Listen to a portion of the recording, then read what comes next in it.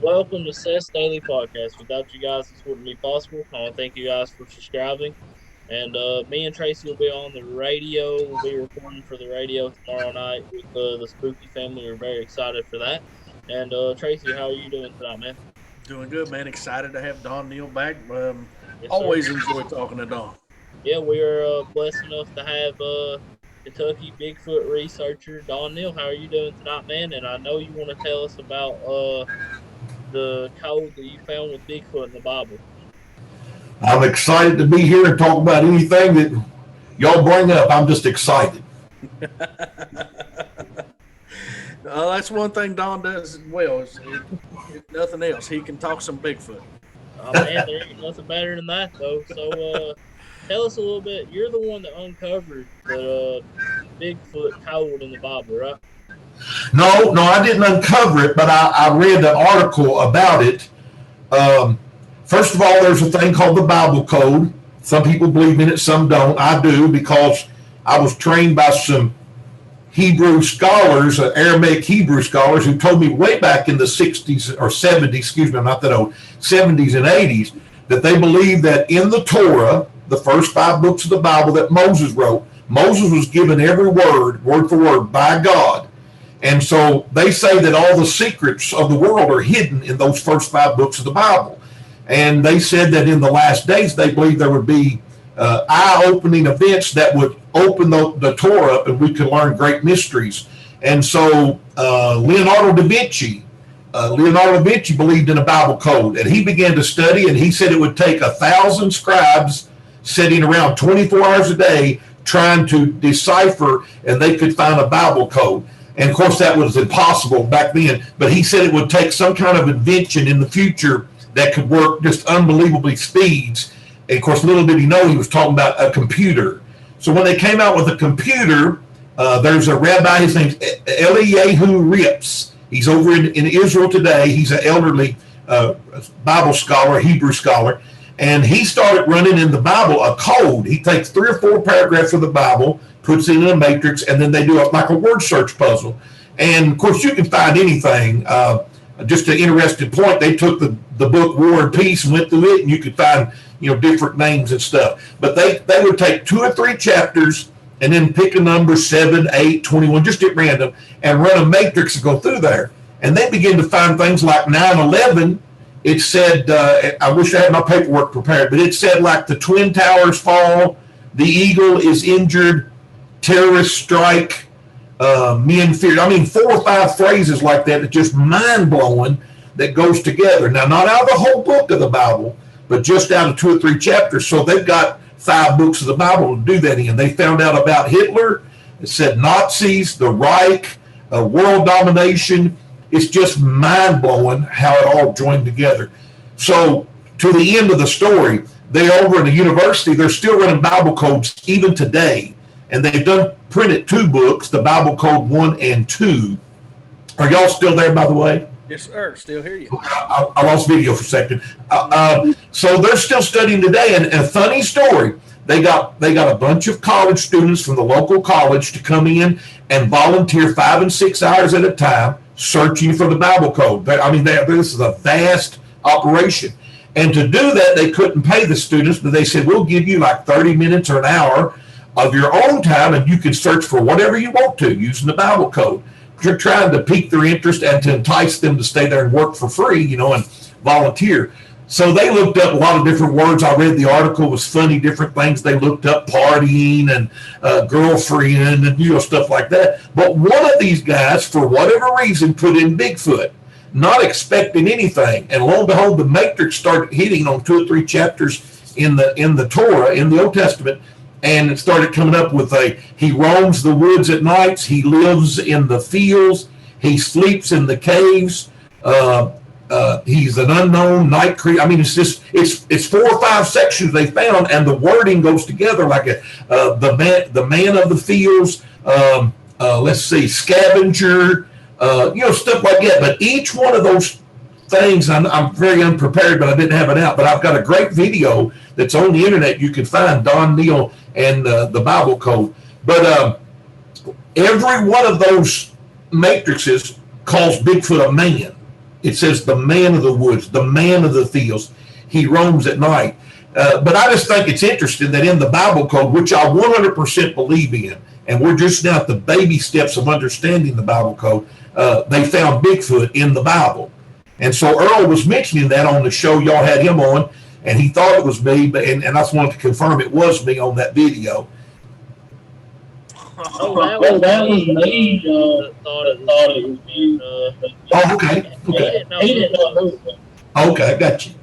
Yeah. Well, that was me. He's a very intelligent guy when it comes to Bigfoot and creepy stuff. Earl is a really smart guy, and he's definitely a heck of a guest. And you're definitely one of our favorite guests as well. You and Earl. Bless you. Thank you very much. Yeah, man. Yeah. And I know. Oh, did I cut you off, Tracy? No, go ahead, buddy. I know. You said that. Like the code, we're just learning this code and stuff. I mean, does the code say anything about like Bigfoot like being a man or something, like half man or whatever? No, it says a man. He walks the woods, a man at night. I'll tell you what, I have found some of my paperwork here. Can I go over this for a minute? Please do. Definitely. Well, that's what I say that I know if people are watching now, we did have a little bit of technical difficulties. That's why you see Seth and I, not Don. We're getting some computer problems, but yes, please do, because I'm interested in this Bible code, especially if it's that precise. Okay. Well, now these books, let me just tell you this real quick. These books, Bible Code 1 and 2, I'm looking at volume 2 right now, was printed. Let me see the date. Now get this, in 2002. So it's even more advanced now, and they're learning more now. Like I say, this is still in the baby step stage. But the book is called the Bible Code number 1 and the Bible Code number 2. And it's very interesting. And but here's my paperwork. Let me tell you this. Number 1, since the time of Moses, Hebrew scholars have believed that God placed within the Torah, the first 5 books of the Bible, all the secrets of his creation. Point number 1. Point number 2, throughout the last few thousand years, many people have tried to figure out this Torah code or Bible code. Number 3, in the 13th century, a Spanish rabbi named Bakna bin Ashar may have been the very first person to find and suggest a system called ELS. Now, I can't say this, equidistant letter sequencing. He's the one that came up in the 13th century with the idea that if you took the Bible code and went so many letters diagonally, horizontally, and vertically, you could come up with the hidden, it's kind of like a word search puzzle. But that was a rabbi in the 13th century. So we jump to the 16th century. There was a man who had become known as a famous English mathematician, a highly skilled astronomer, and a physicist that few people could equal. He was widely recognized, even still today, as one of the most influential scientists of all time. His name was Sir Isaac Newton. He is credited with laying the foundations of classical mechanics, and he made groundbreaking contributions to modern optics, and he's partly responsible for the development of calculus. I believe I've heard of him. Yes, sir. So Isaac Newton was a staunch believer in the Bible code.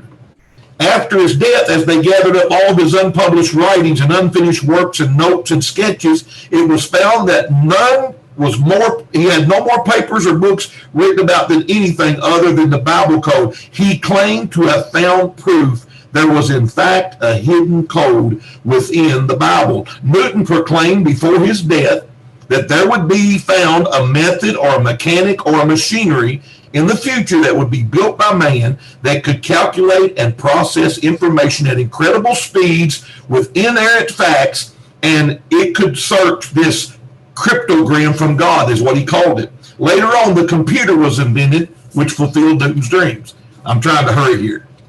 Now, there's a famous Jewish rabbi named Dr. Eliyahu Rips. He's a world-famous mathematician. He's known in his research as for geometric group theory. These are some smart people.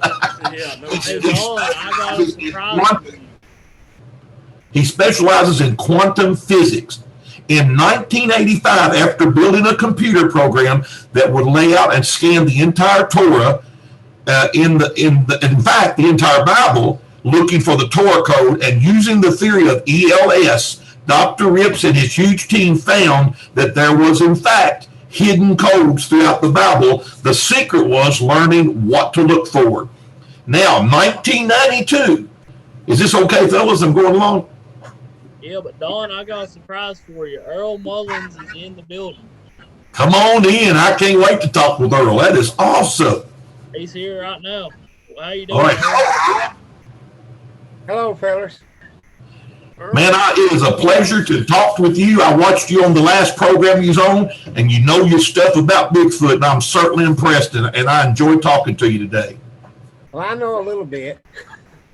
You do. You've done some good reading and a lot of research, I can tell.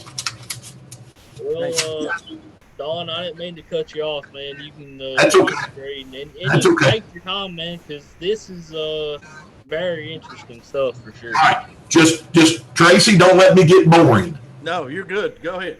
You can't. Now, here's the 1992. We've come through the 13th century, we've come through the 16th century, and then in 1985, Dr. Elihu Rips comes up with the Bible code. So in 1992, get this, there was a journalist. He's an author living in New York, and his name is Michael Drosnin. He's a journalist for the Washington Post and the Wall Street Journal. He's also close friends to many people in high political office, the Clintons, the Bushes, Ariel Sharon, Yasser Arafat, and Yitzhak Rabin. Mr. Dronin, when he heard about this Bible code, he was a fierce skeptic and a staunch atheist. Now get with me now. He's an atheist. He volunteered gladly to take on the job of traveling to Israel, and he was going to debunk this latest hoax of this Bible code. But his findings would change his thoughts dramatically. To make this short, after taking the findings of many scientists and linguists and mathematicians all over the world, and even high security code breaker from the top national security agency, they all confirmed that they could not find any hoaxing involved in the Bible code. Wow.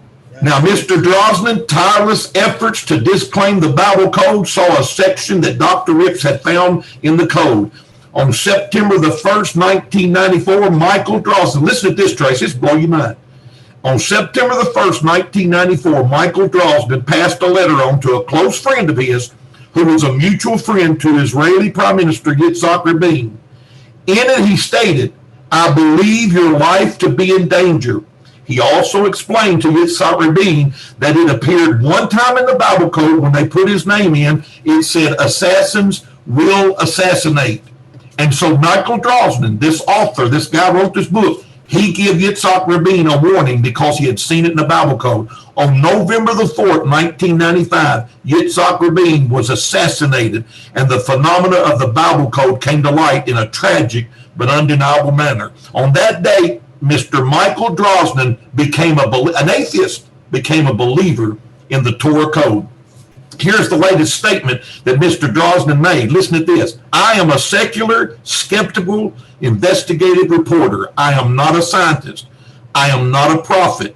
I am not a Bible scholar.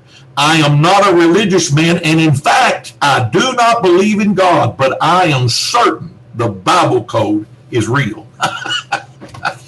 Wow, we needed to get you on. Don't just do a show nothing but Bible code. That's That would be very interesting. And Tracy, do you got a question for both Don and Earl about like Bigfoot and stuff? well.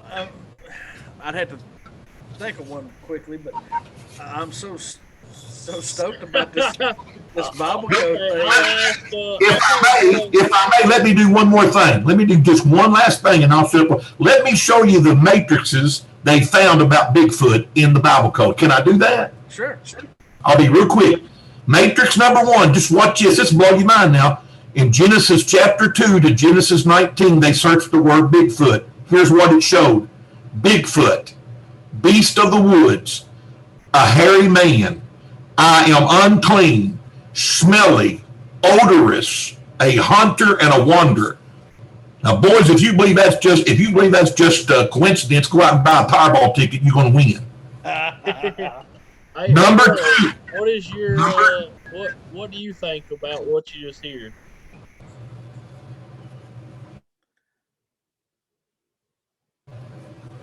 Oh, Earl.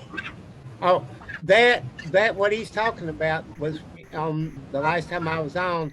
If you remember, I mentioned something about a clip that I'd seen Yeah, that bringing was up a Dawn. that they was breaking down the Bible like he's talking about, and found that, and what he said just then is what I remember they had said. Yeah, An this is unclean beast. the guy that broke it down. Yeah, that was the guy Oh. that broke it down with Dawn. Okay, well, I seen that clip. It was a long time ago, and I could not remember who actually was talking about it. So it was you then. That was me. Okay, well, I haven't never forgot that clip. I just couldn't remember who it was who put it out there. Yeah, because this blows my mind, especially from the Bible. And of course, people are they'll argue, and that's fine. I'm just saying I believe the Bible code anyway, and then they come to find this. The second matrix, if I may, and now I'm going to get off this. We'll talk about modern stuff. In Genesis chapter 3 to chapter 27, they did another word search for Bigfoot. It came out with these words: Bigfoot, hairy giant, wild man, a fugitive, and a vagabond. And then the last sentence it gave is, what man is this that walketh upright? Matrix number 3 from 2 Samuel 19th chapter to Isaiah 59th chapter. When they put in Bigfoot, it gave giant beast, walks upright, a wilderness dweller who roars like a bear. I'm almost done. Matrix 4 was Leviticus 10 to Numbers chapter 8. When they put Bigfoot in, it said Bigfoot, unclean, hairy beast. 2 more left. In Numbers chapter 14 to 1 Chronicles 11, they searched the word Bigfoot. It said, find his way by night into the caves. And the last one, Revelations. Now they went into the New Testament. Revelations 13th chapter to the 21st. When they put in Bigfoot, it come back Bigfoot, large beast. So anyway, that's what I was talking about. These guys found Bible code, and I believe in the Torah code, and they found a speakings of Bigfoot in it, and I just love that. That's incredible stuff. Is that mind-blowing? It definitely is, especially it's just so precise that Yes, sir. it'd be hard to make up. And I know, when you run a matrix on something, it's a lot of X's and O's and this and that. But sometimes you can find random stuff out of nothing. But when, like you said, you were talking about Hitler and 9/11, and all these things are very specific. So it's not just random. Yes, sir. No, sir. So, but I mean, wow, that's amazing. That gets me stoked about learning more about my Bible, plus looking into a Bible code. Right. You hear like some air or something? I'm getting some background noise somewhere, but that's all right. I think we'll be all right. All right. Hey, with the technical difficulties we've had this evening, I think a little background noise will be okay. I was just wondering if I wasn't going crazy or anything, but I know this could be. I mean, man, I just don't even know what to say after hearing that, man. I'm blown away. I mean, that was awesome. I believe Tracy's the same way, ain't you? Yeah, I mean, I've always heard of the Bible code, and I've heard people say, hey, yeah, it mentions this or mentions that. And I've even heard them say it mentions Bigfoot. But that's the first time I've ever had somebody break it down for me. Speechless. Yeah. Very speechless. So Don, with and you too, Earl. We'll get to both of you, but at what point did you guys become believers? Of Sasquatch? Yes. First time I seen him. Oh, you had an actual encounter. Okay. Well, I've seen him twice, so I know he exists. Yeah, he talked about that on the podcast we did with.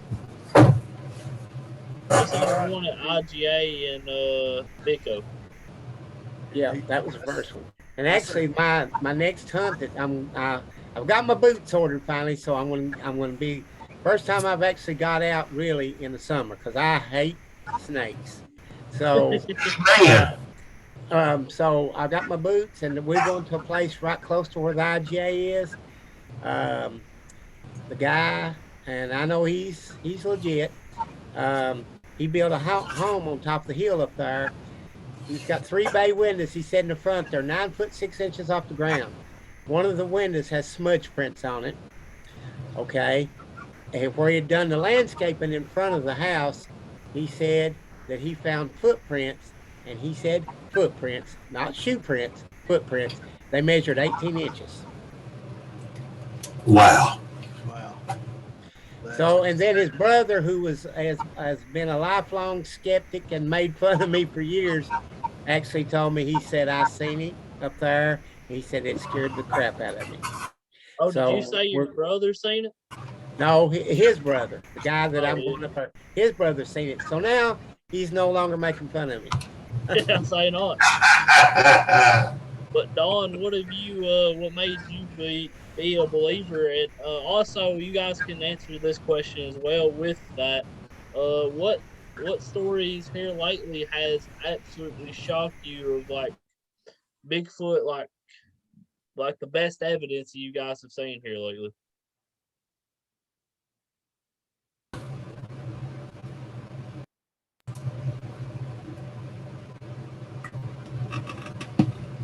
Nothing really for me that noticed here lately. Um, Other than the Patterson, I don't know how you guys feel about the Patterson footage. I think it's legit. Um, and then the Paul Freeman, the footage I've seen of his, I think it's real. I mean, it's legit. So, I agree. and that Paul Freeman footage is, I mean, I just stumbled across it because I'm on there just looking kind of all the time anyway. And I watched his story and everything, and then this footage, and it ain't, to me, it's legit. I mean, it's no hoax. It ain't no faking it. So. The Patterson Gimlin, and I agree totally with Earl, the Patterson Gimlin film has been studied and analyzed and tried to be debunked more than any other film in history. Only one film has been studied and analyzed more, and that's the Zapruder film of the assassination of John F. Kennedy. So think about that. The second most analyzed and studied and investigated video is the Patterson Gimlin film, and contrary to a lot of stories that go around, has never been debunked. And some of the companies that studied and analyzed it was the Kodak company and Disney World, the Disney Pictures. And they said that there's no way in 1967 that could be hoaxed, that good of an outfit. They said if there was a man that good, they'd hire him today. Wow. Right. And they've broke that film down so much where you can actually see, you know, the female anatomy, the you know, the muscles moving in a certain way, the way the gait is, the knee turns in and then out, and then it's, I mean, it's clearly not a fake, you know. Yeah. And it's just even the skeptics, you know, after so long. I mean, look at Bob Gimlin. His story has not changed over what 40 years, 50 years almost. Exactly. And it has not changed a bit. And that man, I'm sure, not so much now because of the exposure and of what we do now with these sightings. But can you imagine in 1970 something, the ridicule this man was taking, his family, and he's never wavered. Exactly right. Have you guys have you seen the Paul Freeman footage? Yes.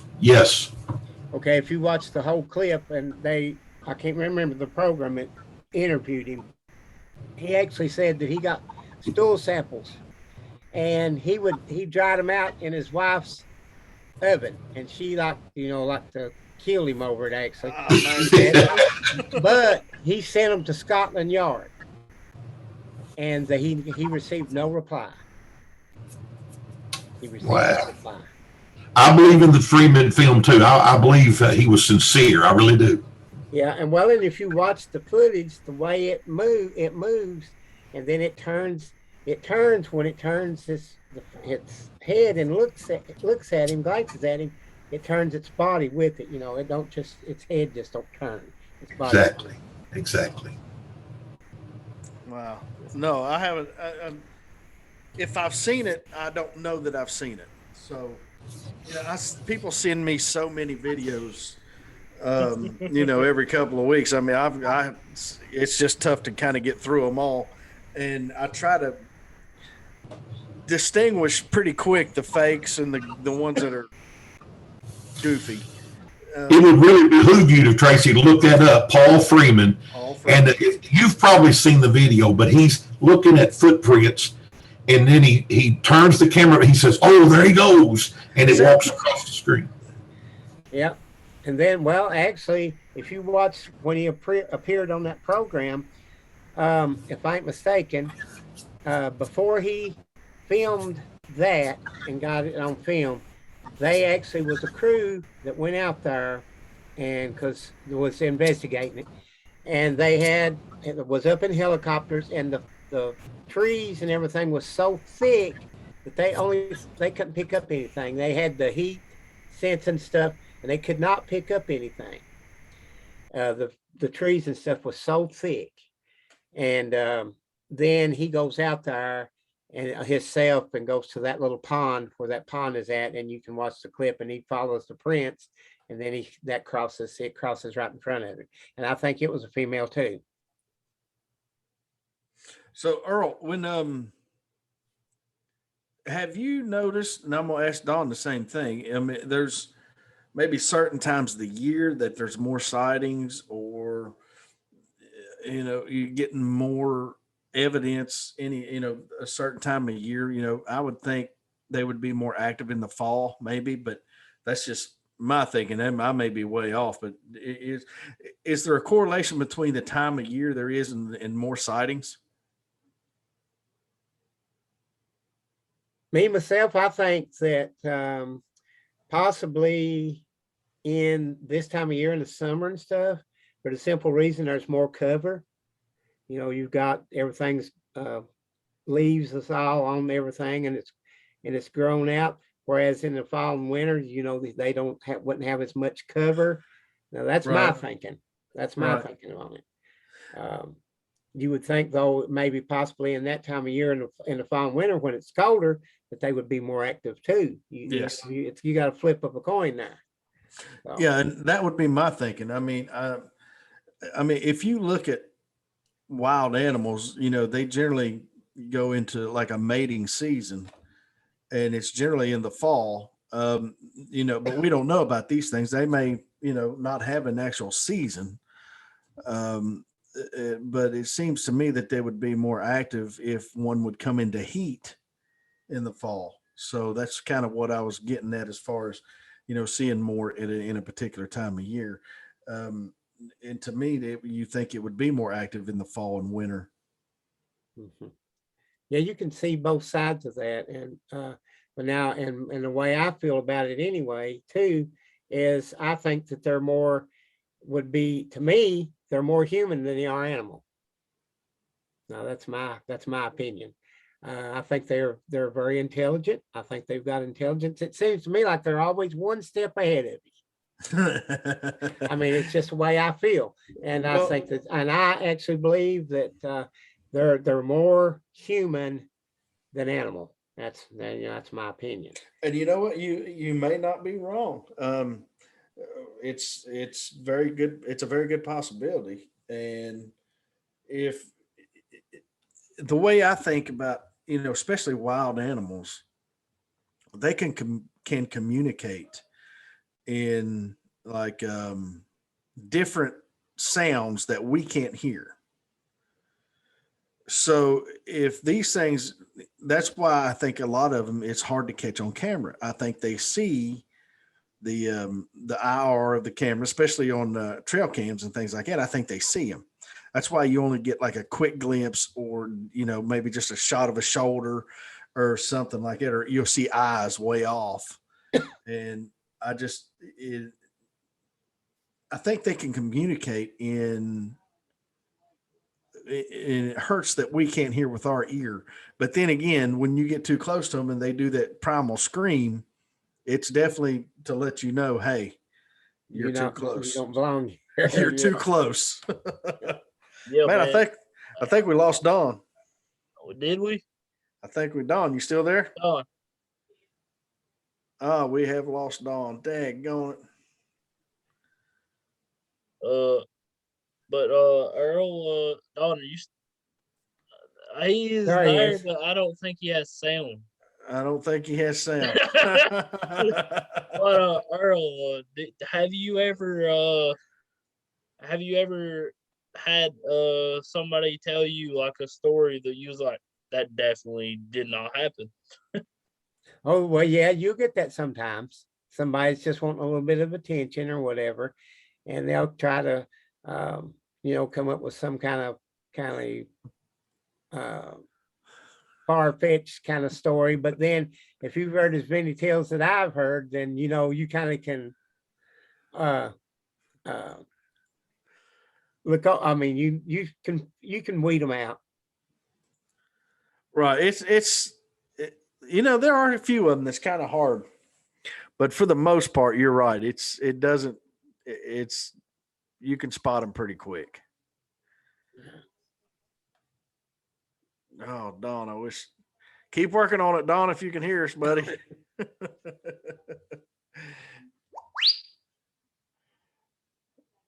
I seen a clip the other day, and it was kind of like for life. I see so much stuff. I need to start writing stuff down because I'll forget what it was exactly I seen. But they was talking about back in colonial times when they first came to this country. They said it was saying that the Indians and Sasquatch actually had like their own kind of Thanksgiving kind of thing, they would get together, and the Indians could communicate with the Sasquatch. And then it said that at one of the functions, if you want to call it that a Sasquatch accidentally killed an Indian, and then that went away. All that stuff went away. Oh, wow. I thought that was pretty interesting myself, because yes. I've read where Indians believe that it's actually a spirit. And so, if that was true, that would explain a lot of stuff why you could never actually get a real good sighting on one or something like that. If it was a spirit like kind of thing.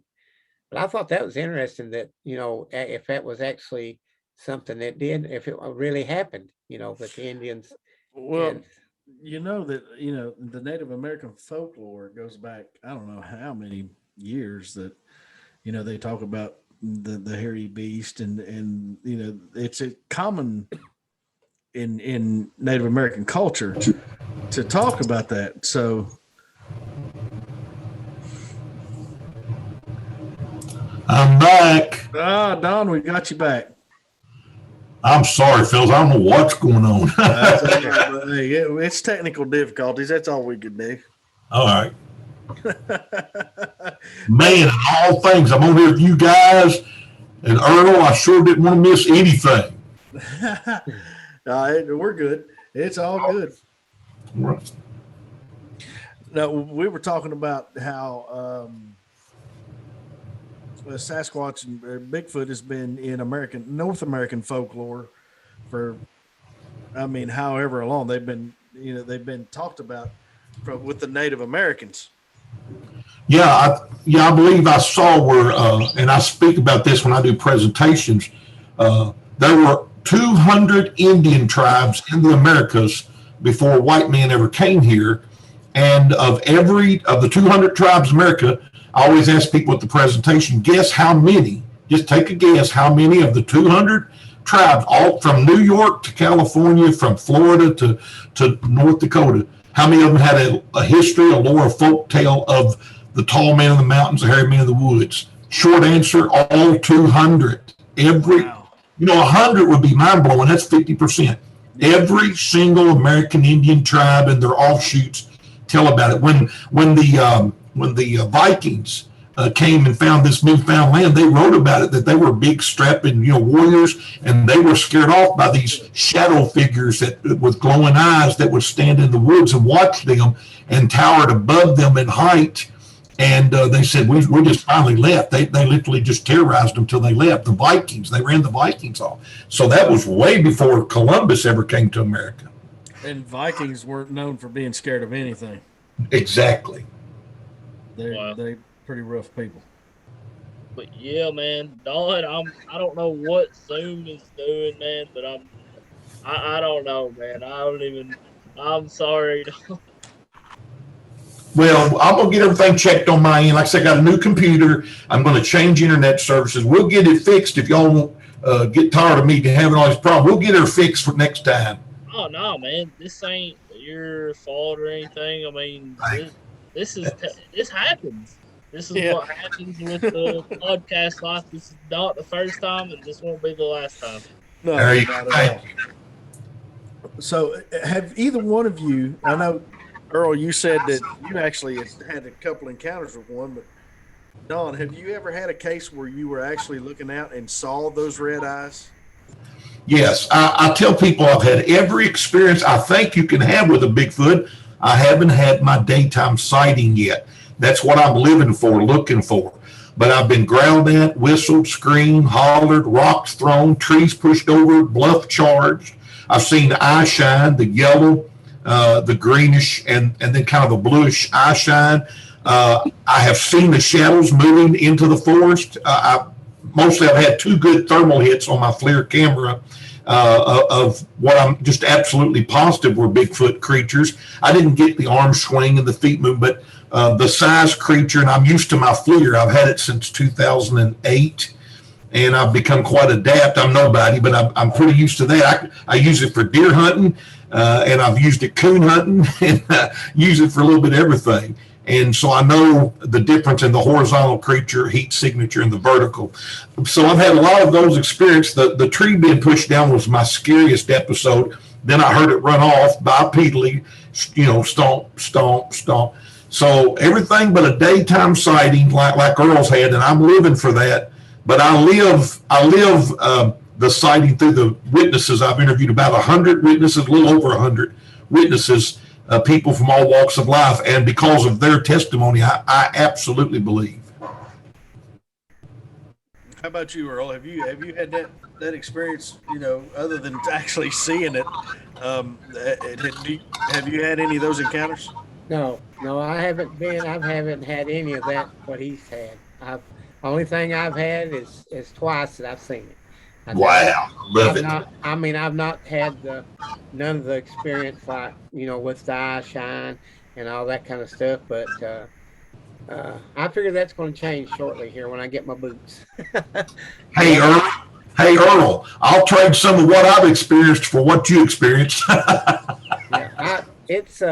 just excited about going up there and checking out what them guys have told me what's going on up there. He said there's knocks, oops, you name it. I told him when I last talked to him, I said I mentioned something to him to try, and I told him, I said, get you some apples, find you a stump, and lay them apples on that stump, and just see. Go back, give it some time, go back and see if it's anything left in its place. Good. And then I mentioned something. I mean, it could be anything. It could be woven stuff out of vines or anything. And he actually said that when they first went up there, that there was all kinds of that up there already. I mean, it was just vine laying around, and it was like they had been woven into something. Wow. He said that's all. So I'm really excited about getting up there and just looking. I guarantee you, yeah. Because I know these guys is legit. They ain't gonna. And like I said, the one guy, he's always made fun of me all these years. And then actually, one of his buddies, was with him one day, and he said, "Well, I can tell you, I had the experience of rocks thrown at me. They was up there night fishing. He said it was boulders that was thrown at them, and they left. So, Wow. so Wow. So a lot of these, it's non-believers. They kind of change their tune when they get a little bit of a reality hits them with it. And Earl, I think that's the best kind. I love to interview a witness, and when you go to interview them, they say, "Look, I didn't believe in Bigfoot. I still don't know if I believe in Bigfoot, but I just saw one." I love that. That's the best kind. Yep, because I mean, there's people who make stuff up, like they mentioned there a minute ago, but now these guys that you can, me myself, I've heard so many tales, and people's told me that right off the bat if somebody's just going to yank your chain, so to speak. Yes, sir. Yes, sir. So, now you guys keep going, man. We're just listening to you guys.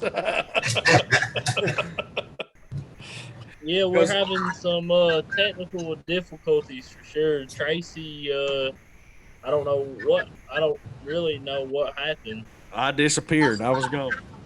It did the same thing to Dawn too. Yeah, I hate to say I'm glad, but I'm kind of glad it's not just me. Yeah, I totally was gone. I didn't have nothing but a white screen and had to rejoin. So. Wow. I just want to apologize for I don't know if this we'll talk about if this episode will go out. I mean, there's been so many technical difficulties. We'll see. It's been a good episode. I hate to not put it out. They just make it's technical difficulties. They just keep listening. It gets good. What Earl and Dawn, have you two guys ever I know Dawn, you've never seen Bigfoot, but have you two ever had like somebody that was like that seen Bigfoot and they was like fearful for their life? Well, the tale I told you guys the last time about us when we would go squirrel hunting when we was teenagers, and the one guy went up the ridge and come running back off and got in the pickup and would not get back out. Probably that would be the closest thing, for me that I know, because whatever he's seen, it scared the living crap out of him. And like I said, back at that time, we was just teenagers.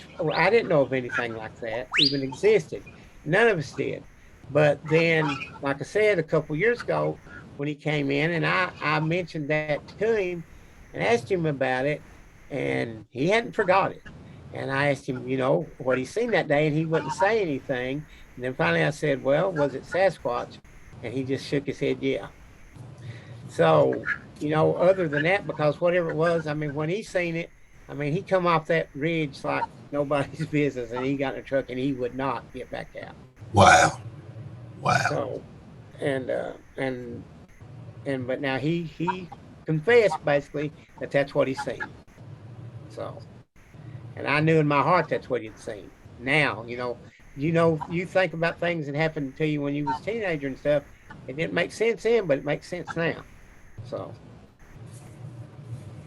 How about you, Don? Have you interviewed anybody that absolutely just feared for their life afterwards? Well, yeah, and I don't want to sound like everybody, but again, one of the things I'm proudest of, and I've been blessed, is to interview over 100 witnesses, best I could ever count. And I spoke to not all of them, but many that cried, that would shake, their voice would break off. They couldn't finish the story. I have had to go back to 2 witnesses, and so they could get themselves together and tell me at a later date. I have 2 men, two of the biggest men that I've interviewed that were eyewitnesses, both confessed to wetting themselves. And I told one story the last time, my Bubba's story from Eastern Kentucky, Harlan County. Right. And the guy was a mountain monster of a man. And he said he would fight somebody that if he'd have caught him in his deer stand, that it was his property. He put out special food to make them grow the big antlers, and just spent his time and money. And after he saw the Bigfoot, he said, I'll never go hunting in those woods ever again. And then I've got on my YouTube video, Don Neal YouTube videos, I interview a man 6'3". I believe he says he's 260. And the Bigfoot grabbed his coon dog and ripped it in half. And he tells on the video, he starts, his eyes get watery, and he says, I wet myself. And I just find that men don't usually, degrade themselves or lie about something that's embarrassing like that. These guys telling the truth. But yeah, I've had several witnesses, like I say, just break down crying, shaking all over, and say they'll never go in the woods ever again. Wow. That puts me in mind of a tale. All these people as are deceased now, but we got talking about Bigfoot and all this stuff one day, and this guy started telling me some stuff. I had an uncle, for one. They had him and an older guy had an encounter. My uncle never did speak of it, and he told me the exact tale that what had happened with my uncle. And the only thing that I'd ever heard my uncle say anything about was, of all things, a UFO. He said when he night watched, and it was for Kentucky Prince Coal Company, and it was at the mouth of what they call Kenmont, down there close to what they call it's Jeff, Kentucky. And he said a light just came down and settled right in the bottom down there where he was at night watching, and then it was gone. That's the only thing I ever hear him mention. Nothing, never about Sasquatch. But in that same area, where him and this older guy had their encounter, there was coal mines up there, and coal trucks would haul coal up there to that mines and leave it. One morning they was going up there through there. It was 3 trucks, and the guys was they was in in a line. They was going up there to drop themselves off. The one that was in the front, he seen something coming off the side of the hill, and he didn't have no idea what it was. Well, he got up there closer. It jumped on the side of his coal truck. Wow. He said it was looking him, because I asked the guy about it. The guy that told me the tale told me to ask him about it, but this guy was kind of choir turned, as we call it, and he was easy to get offended if he thought you, especially if he thought you was going to make fun of him and stuff. But he said the guy that told me that he had told him this tale said that he will stutter when he tells it because it scared him that bad. And when I started asking about it, he kind of looked at me funny. I said, I'm not making fun of you. I said, I want to know. I said, because I'm into this stuff, and I'm just going to know about this. So he started telling me the tale. He said it come off the side of the hill. It was right before daylight, and it jumped right in the side of his truck and was looking him basically right in the face. Wow. He got over into some trees that was kind of hanging over over the blacktop there, and it jumped off his truck. And he said, we all, as coal truck drivers, we packed pistols on our truck. He said wouldn't be nobody that would be stupid enough to dress up in a monkey suit, and that's what he called it, a monkey suit, and jump on the side of your truck just to be pranking and scare you, taking the risk because they was going to get shot. Wow. Well, where they took that coal to on up in there, where they dumped that and everything, the night watchman that was up there, and them drivers all quit. They quit. They wouldn't haul no more up through there. Okay, and the night watchman up to that mines, something had been coming to the mines up there, and the drums of fuel and everything, it was picking up them drums of fuel and tossing them like they wasn't anything and busting them and destroying the equipment and everything. And the night watchman quit, and the night watchman quit too. Wow. Wow. This was probably this would have been back in probably, I want to say maybe the 70s. It would have been the early 70s maybe when this happened. Not for sure, but and that place is called Carfork, and it's up there right close to the lake, Carfork Lake, and there is a lot of stuff in that area, and that's where my uncle. Where?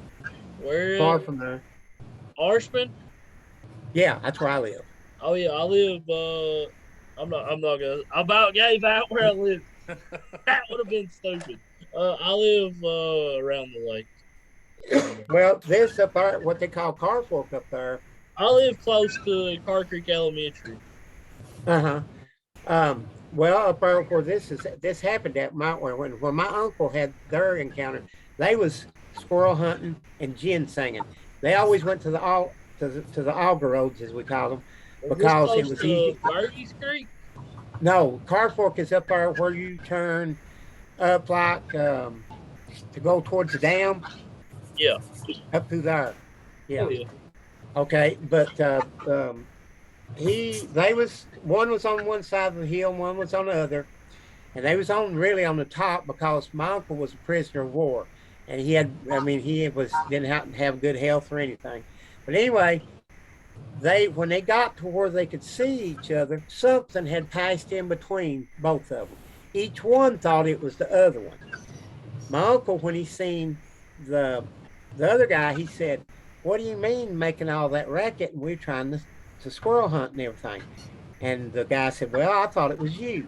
Well, when they got to look and went down there, something had came through there and had stepped on like trees that had fallen and snapped them like twigs. And they just walked through there, and they followed it out to the auger road, as we call it. And that auger road is, like sand. It's sandy. And there was these huge prints.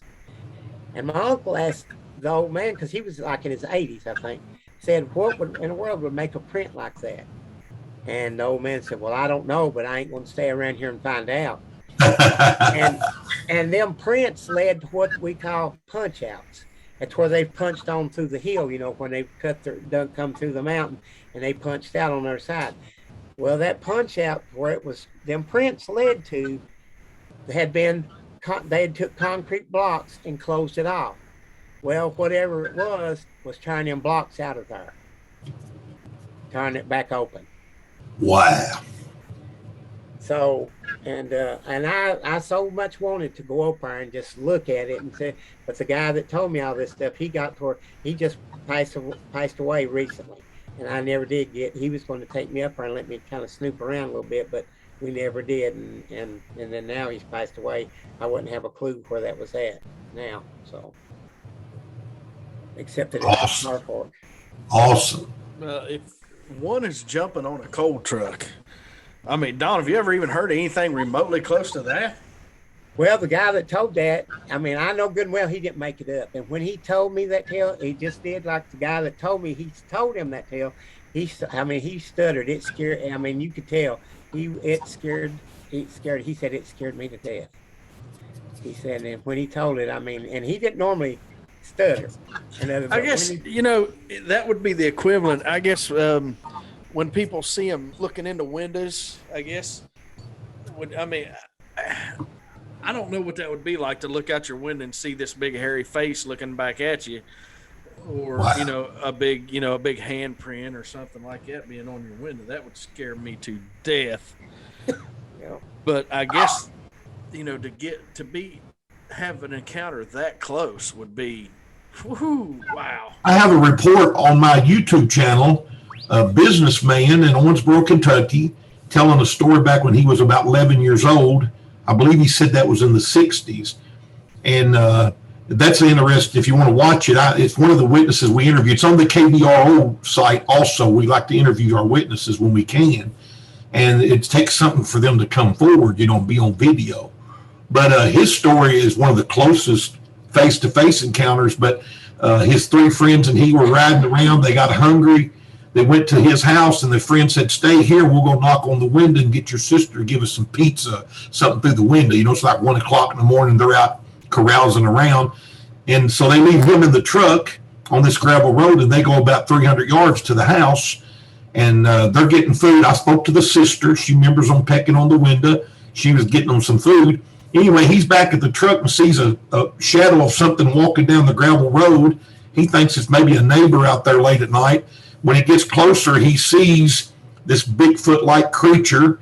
It has a little bit of an elongated snout. It's got huge canines.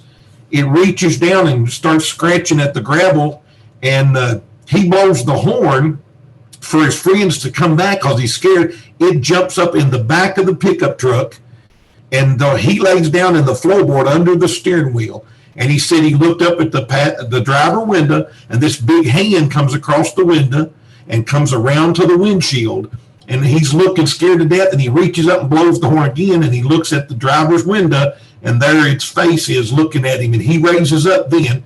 He doesn't know why, and they're standing there, just the window glass is separating them. He says about 16 inches apart, and they're looking, he can see the saliva coming out of its black lips, black gums, a black tongue, and the saliva was pouring out, and he went to land on the horn, and then it screamed and jumped off and ran away. And I have, speaking of Earl's story, I've heard 3 or 4 other reports. I believe one may be in the BFRO of truckers driving along, maybe going up a steep grade, or they weren't out on the interstate going fast, and a Bigfoot runs beside them.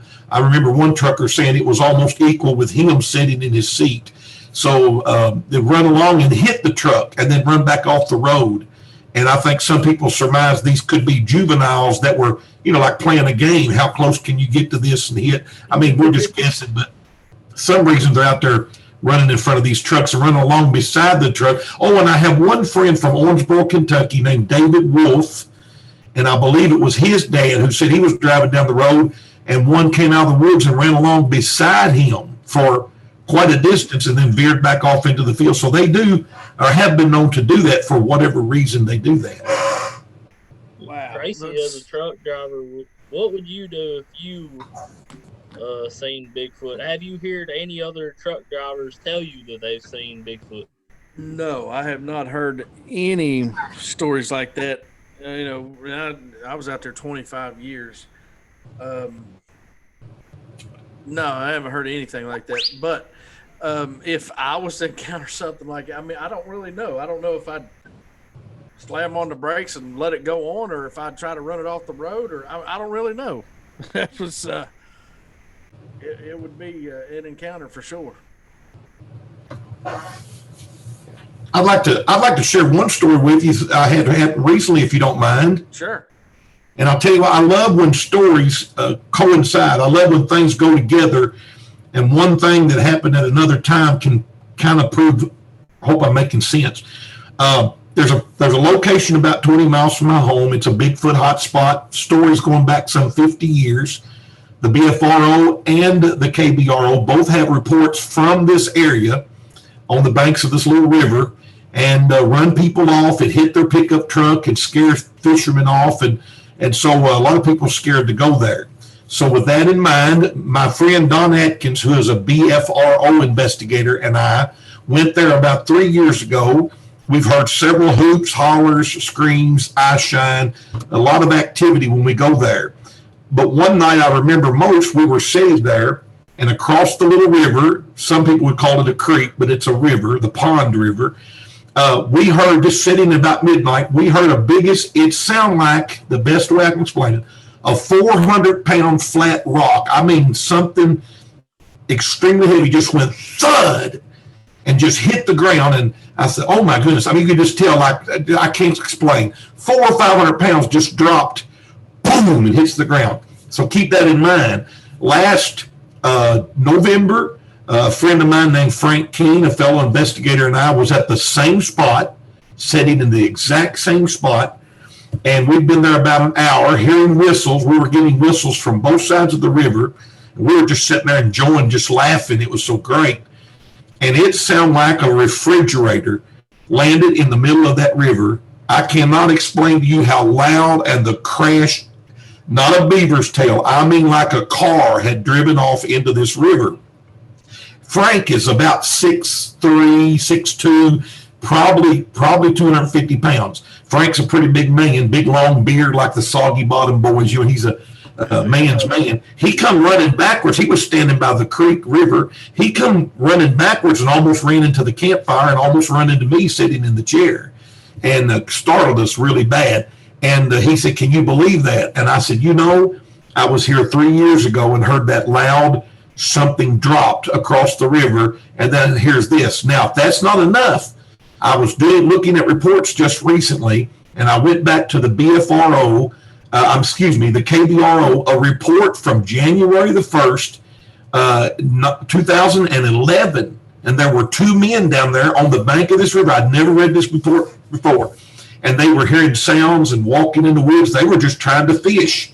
And all of a sudden, they said it sounded like something that weighed several hundred pounds hit in the middle of that river and sent louder than a bowling ball hitting it. And they got out, they ran to their vehicle and got out of there. So there's 3 incidents in the same exact spot at the same boat ramp at the same river from 2011 until just last winter when I experienced it, me and Frank there. Well, it sounds like home there. Yeah, it's a Bigfoot hotspot.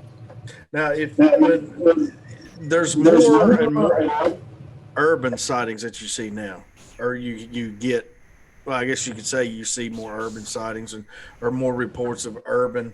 Do you think these things are getting used to people? And you know how a bear, after a while in a certain area, it'll start roaming through your trash and this and that. But absolutely, they're losing their habitat. KBRO, we teach that at our presentations at universities, colleges, libraries. They're losing their habitat. We're encroaching upon they're running out of places to go. Food is getting scarce. How many reports are we receiving of them in outskirts of cities, in the dumpsters, in the trash cans? They're opportunistic feeders. They're hungry, just like when it snows a lot in North Dakota, South. The elks will come down out of the mountains and walk right down the city streets and eat out of the garbage can. The wild animals, bears, as you just said. We've got a bear that showed up here in Western Kentucky. We don't have bears. Y'all be down. I go to Harlan County four-wheeler riding just so I can see bears because we don't have them. We've got one just this past week. He's been seen all over 2 or 3 counties, just running around. He's just scavenging for any food he can find. But anyway, yes, we believe they're losing their habitat. Maybe a little bit they're getting more used to humans, but mostly they're losing their habitat and food is getting scarce. And I believe the opportunity to start seeing them more often or getting more reports from the suburbs is going to increase, I think, over the next few years, unbelievably. Is there a time of year? I asked this to Earl when we lost you there a minute ago, but is there a time of the year that you get more reports? Winter, summer, fall, spring. Well, now here in our area in Western Kentucky, mostly in the fall and the very early spring. But I also attribute that because in the fall down here, we're deer hunting. We're in the woods deer hunting more. We're squirrel hunting more, which starts, when does that start? August, September. I just think we're in the woods more, so there's more people with eyes to see. And then early spring, I don't know if more people are getting out and just real hot summer. Like right now here in Western Kentucky, we're experiencing the hottest week of the year. Temperatures are 94 and 95, heat index 104, 105. Phones are silent. We're not getting many reports. Maybe people just aren't calling, but it seems like in the hot of summer, we don't get reports. And then in the dead of winter, especially big snows, though we find more footprints reported, we don't have a lot of sightings. Again, I say it's because we're not out in the woods, like Earl said. Even me, I love to squatch, but listen, I ain't got time for a snake bite. I ain't got time for a tick fever. So I don't care to admit, I'll go squatching. I'll sit in the back of my truck on a little gravel or dirt road or haul road, but I'm not going to get out and traipse around out there and get, what's that one, alpha gal where you can't eat meats? I got to eat, boys. Hey, Tracy, I don't know if you would be down for this sometime. Me and you could possibly host an event once the COVID numbers go down so we can get more people. Thanks, Andy Bashir. But me, you, and we could set something up where we can have Earl and Don take people through and we can host it so we can get local people and we can host an event where we go squatching here at the lake where I live. I'm down with that. That's cool. Because Earl, you can tell me about the reports that you've had around the lake. Speaking of that, which lake? Cars Fort Lake. Okay, thank you. There's been reports of Bigfoot there, and if you want to go a little bit into that, this is in Knott County, by the way, for people that are watching here at over. Say that name for me one more time. Say the name of the lake one more time. Cars Fork Lake. Okay, thank you. Yeah, it's here in Knott County, Kentucky. CARR, right? Yep. CARRS. FORK. Yeah, Cars. Is that near Hazard? It's here in Knott County. It's Knott County. Okay. Yeah, it only goes into Knott County. It don't go into any other county. Okay. What Hazard's like? What, 30 minutes from you, hour from you? Hazard for me is about 30 to 35 minutes. The last time, 30 to 35 minutes from the lake because I'm I'll tell you, literally I'll tell you why I said that.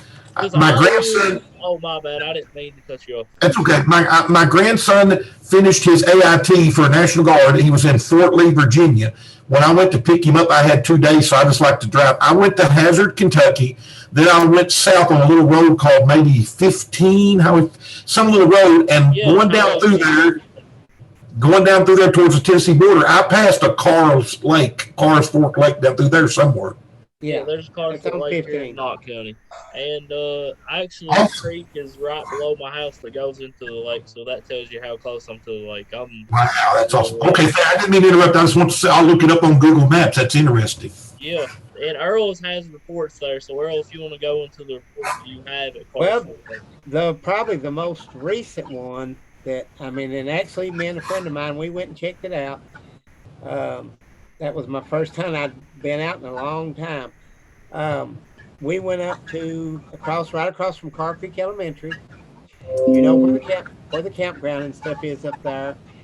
There was a girl they was up there kayaking up through that. I guess that would be considered headwaters, and come up through by the campground and stuff up there and going up through that stream up through there and was kayaking. She said that something in one stride stepped across up there there you come to that little waterfall. I don't know if you've been over there. There's a little small waterfall. And right above it, she said something stepped across in one stride and was across. And I said, well, she said it was huge. I said, so was it a bear or something? She said, no, it was walking upright. And in one stride, it stepped across. So me and a friend of mine, we went up there, and they had been up there where that little silt dam is above it before you go up through to Burgess Creek and stuff. I went up there myself first, and because they had been working up there, so there's a lot of fresh dirt. Oh, what'd you say about Burgess Creek? It was right below that. You know where the silt dam is? Yeah. The Corps of Engineers had been working on that to try to kind of make some repairs on that silt dam. Yeah, and I went up there myself the first time. I actually made 2 trips up there and walked that and looked all across it. Went up there where that little waterfall was. It looked that whole area over and could not find anything. Couldn't find any prints, nothing, not a thing. So then I got a friend of mine, he wanted to go. So we go back up there and we go across that bridge to where you go up to the campground. Instead of going right to the campground, we went left up, but it's a trail. I can't think of the name of that trail. And walked that trail all the way up and went up there, and they've got a wooden kind of like an overlook thing where you can stand on it and look down, through the ridge and stuff. Went up there and couldn't find anything. I seen no structures. But I know that it's a good area because some of that was really, really thick. And so we're going to go back and look at it a little bit closer. But now that day that we went, I never found any prints, never found no structures, nothing. The one thing that I thought was real funny is when I went by myself, I didn't go up that path up the ridge because the way I am with my legs and stuff, I didn't actually know if I could walk. But I walked and went out there where they was doing that work. The rabbits, and there was rabbits and things. Well, it was just like they was walking right with me. It was just, I felt like Dr. Doolittle or somebody. Yeah, they was not one bit afraid of me. And then when I did go up that ridge, that path just a little ways, and the squirrels up there was in the pines, and they was just showering me with pine cones and stuff. They was not one bit afraid of me. I thought that was kind of odd or wild because most time if you're squirrel hunting like that, a squirrel, they'll start squawking for one thing, and then they'll get away from you. These, they had no fear. They had no fear of me. The funny thing is, where you're talking about is not. It's about a mile from where I live. Well, we went up there and see there's a mile. Well, I mean, there's been other sightings in there, and in that same place, actually below that, a guy was up there and had the occurrence like the tale I told you about my brother-in-law and stuff.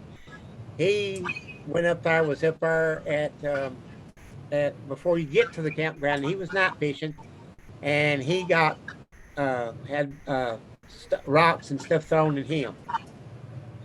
So he left, but Yep, it was up there. And, yeah, it was up there.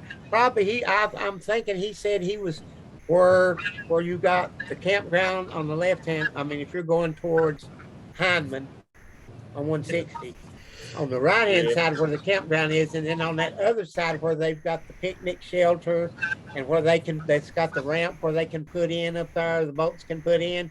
He was right through there fishing, I think, when it happened. He was probably had crossed under that bridge and got over in there, and he said that that's where he was at fishing, night fishing, and he said something started throwing stones at me. Have you had any sightings up here at Burgess Creek? Yeah. Oh, yeah, there's been several. I mean, I went up there. I actually went up there a little ways up through there and was kind of nosing around a little bit up into Burgess Creek and was looking around a little bit, and I didn't see anything, but, there's different people. I mean, like I said, if they find out that you will not make fun of them, they'll tell you stuff. And then, like I said, I went up there and looked around, and I've been up there twice, actually. Have you found out? I haven't had any luck, but I'm sure it's there. As well, Don, once people find out that you're not there to make fun of them, they pretty much open up. Yep. Yes, absolutely. To my advantage, a lot of people I've had said they wouldn't share their story, and when they find out I'm a minister, licensed, it seems to put them at peace. That they trust a minister. The old saying, everybody talks to their barber. And but being a minister has opened up the doors, for me, for a lot of people, because they'll feel comfortable. And I assure them, look, I'm not going to make fun of you. I believe in what you saw. I want to hear it. And once you put people's mind at ease, because nobody likes to be laughed at, they'll open up to you a little more. I'd agree with you. So, Don, you're the one that I was, and I could not remember. I remember seeing them clips about that Bible code that you was talking about. So yes, you're the one that put them clips out there then. Yes, sir. That was me. We were at one of our Bigfoot expeditions. It was nighttime. We're standing around a fireplace, and I had a screen showing the background. That was me. Okay, because I remember seeing that, and I mentioned that the last time I was on here, and I could not remember who it was, but I remember. I'm honored that you remembered that. Thank you, sir. Yeah, you're welcome. And that was very interesting, actually. So. And I'll tell you another thing. It's so cool. I've been checking Google Maps while you guys have been talking, and I must have been right in y'all's area. I went to Hal Rogers Parkway to Hazard and went down 15, and I went through Jeff and Happy and Scuddy, Sassafras, and by Carr Creek State Park. I was on my way down. I went to Isom, and then I ended up in Whitesburg. Yep, you was right by that creek. That's a state park. I mean, that's awesome. You was pretty close to me, a couple miles. Yeah, that's about 2 years ago. Yeah. I was on my way to Virginia. Oh yeah, man, that's awesome. So what have you guys got upcoming, Don, with Kentucky Bigfoot research?